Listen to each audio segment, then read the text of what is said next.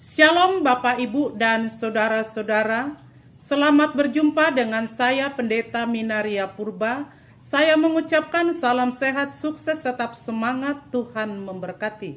Bapak Ibu dan Saudara-saudara, mari luangkan waktu sejenak untuk belajar kebenaran firman Tuhan dari Injil Lukas pasal 12 ayat 13 sampai ayat 21 yang judulnya Orang Kaya yang Bodoh. Silahkan membaca natsnya. Tema khotbah ini adalah pilih orang kaya yang pintar atau pilih orang kaya yang bodoh. Dalam perikop Lukas 12 ayat 13 sampai ayat 21 menceritakan orang kaya yang bodoh. Kenapa disebutkan orang kaya yang bodoh? Ada 4 alasan. Pertama, orang kaya yang bodoh mentuhankan uang atau harta di atas segala-galanya. Sehingga dia sendiri yang mengatur Tuhan untuk mengajak saudaranya sendiri berbagi harta warisan dengan dia. Sementara yang sebenarnya Tuhan yang mengatur manusia, bukan manusia yang mengatur Tuhan. Yang kedua, orang kaya yang bodoh itu adalah egois. Dia mementingkan dirinya sendiri, tidak memikirkan temannya.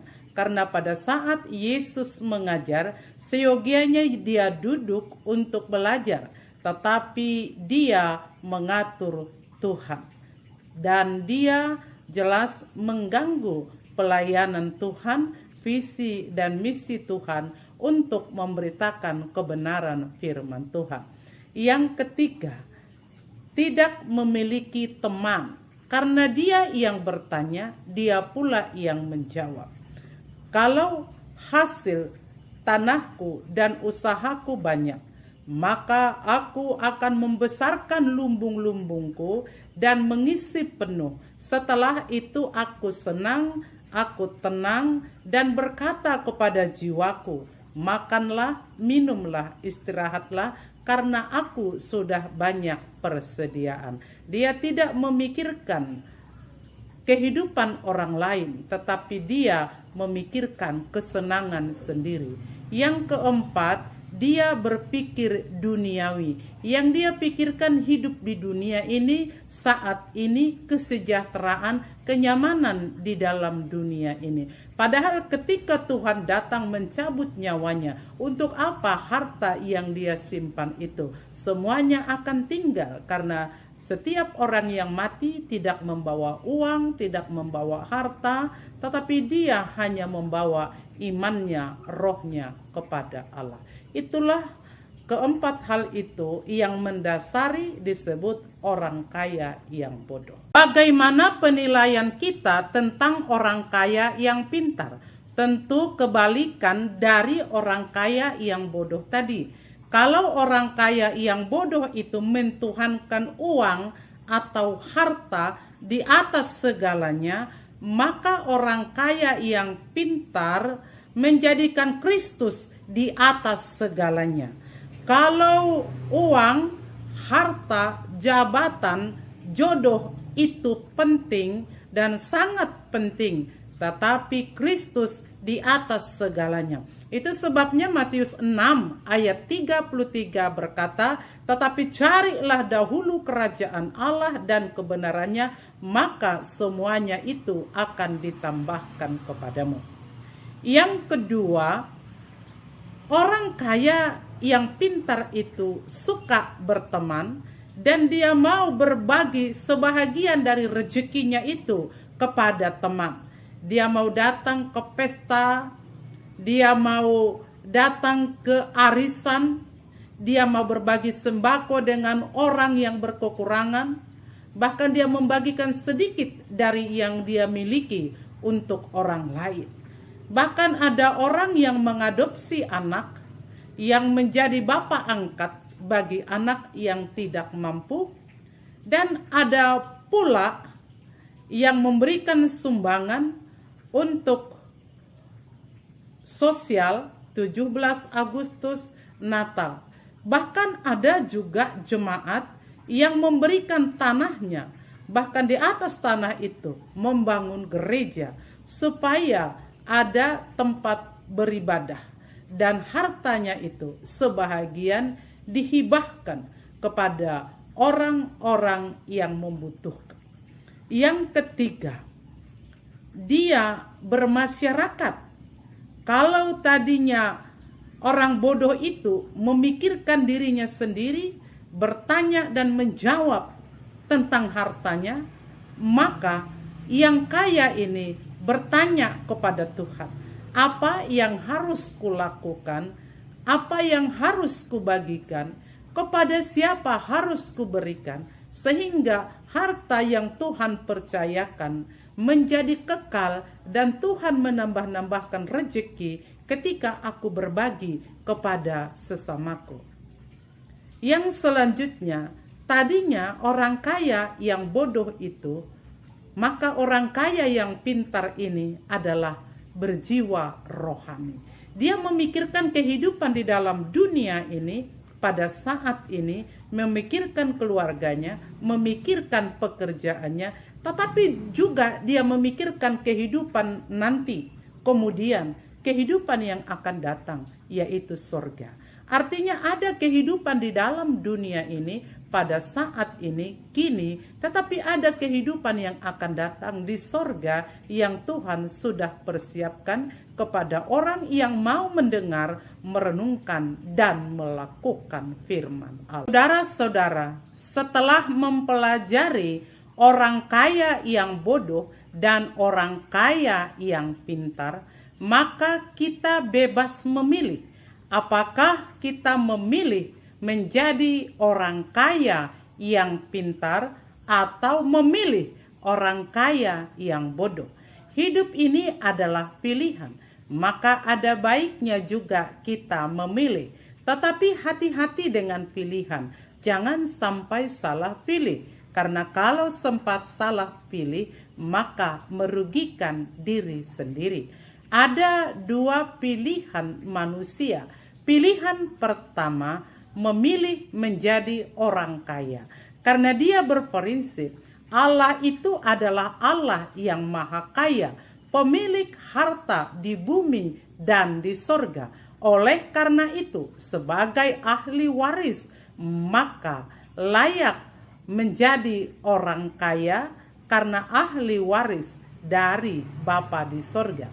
Tetapi ada juga pilihan kedua, memilih hidup miskin atau memilih hidup menderita dengan alasan Tuhan juga menderita dengan manusia yang berdosa, dengan manusia yang menderita, dan karena itu dia harus tersalib, dia mati di atas bukit Kalvari untuk menyelamatkan manusia, menyelamatkan saya dan saudara. Saudara, menjadi pertanyaan kepada kita pada saat ini melalui firman Tuhan ini adalah, apakah kita ingin menjadi kaya atau kita tidak ingin menjadi kaya? Oleh karena ada perkataan, lebih mudah unta memasuki lubang jarum daripada orang kaya masuk ke dalam kerajaan surga.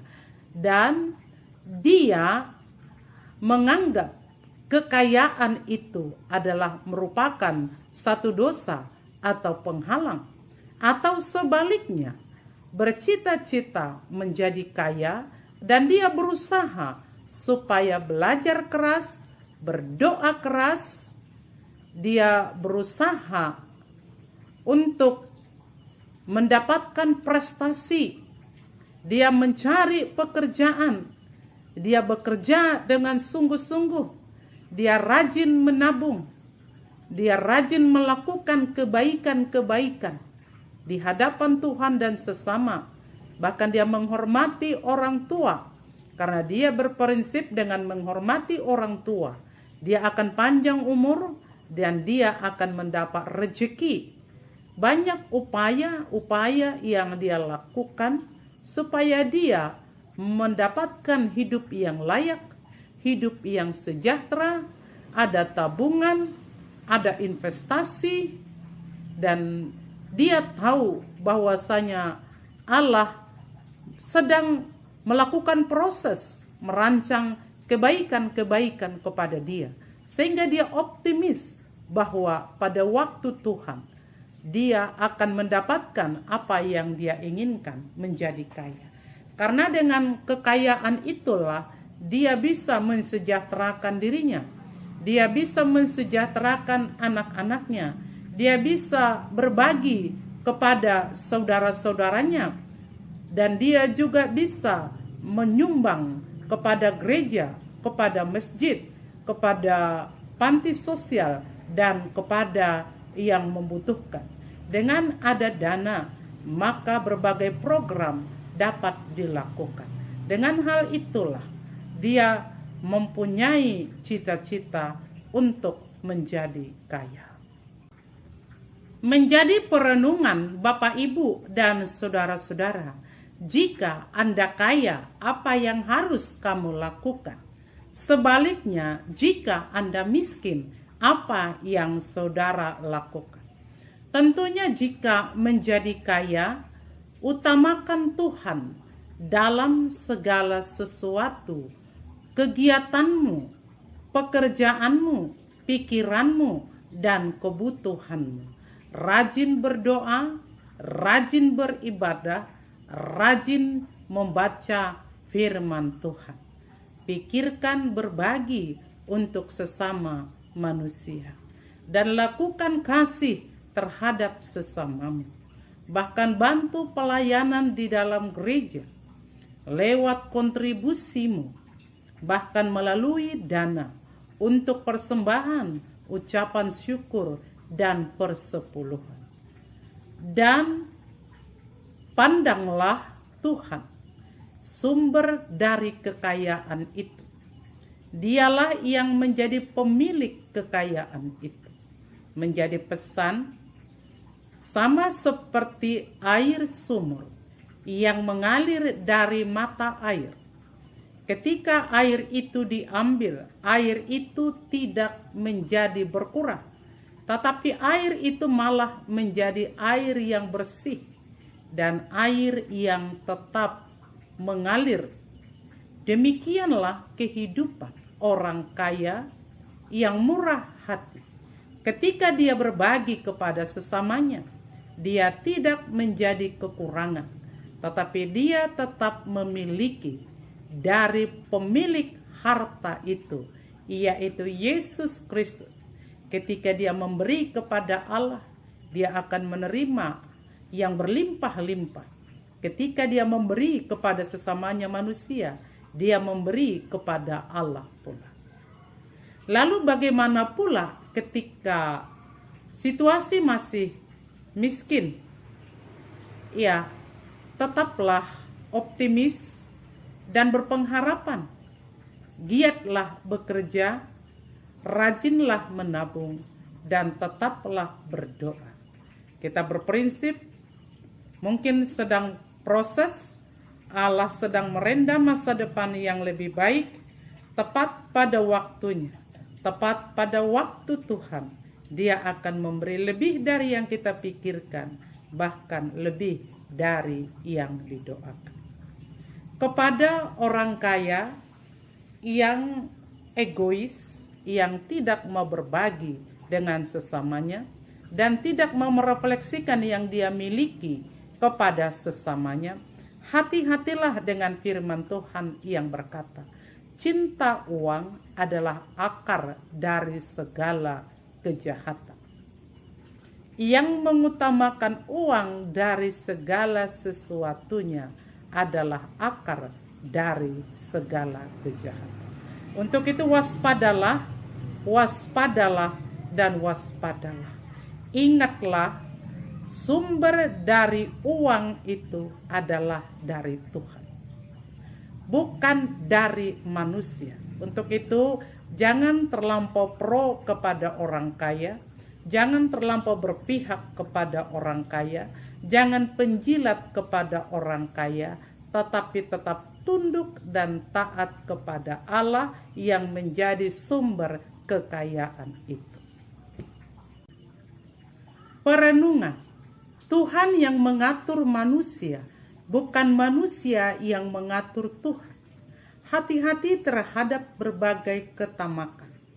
Jangan memikirkan kehidupan di dunia ini saja, karena ada kehidupan yang akan datang. Mari kita memilih hidup di dunia dan memilih untuk hidup yang akan datang, hidup dalam kehendak Tuhan dan tetap menjadi pelaku firman Tuhan yang menyenangkan hati Tuhan.